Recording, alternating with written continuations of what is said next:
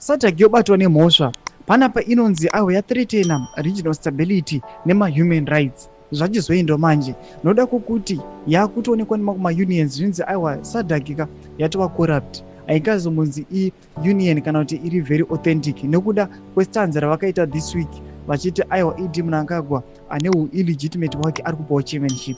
Sanapinda mashuka buda nyogwa muzara nadzo kuti subscriber oleka kuti on the bell icon tipinda muna umwe nyogwa muchinzi they cited SADC's Yom report which ruled that the August 23rd elections were not free and fair and failed to comply with the body's minimum requirements for democratic election. The statement warned that the ongoing crackdown risks isolating Zimbabwe from regional and global partners concerned about human rights and governance, potentially damaging its international reputation.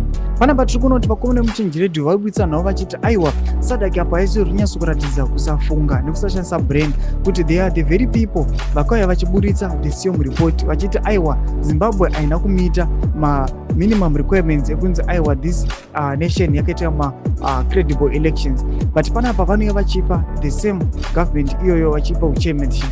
Zvazvaonekwa kunzi aiwa pakuviolata kwakaita human rights nekuviolata kwakaita mavhotsi evanhu nenhau dziri kungotaurwa dzematorture nemaabductions zvinyatsikuona kuti aiwa SADC is in support of those. Zvaona kunzi yabvisiwa the international reputation.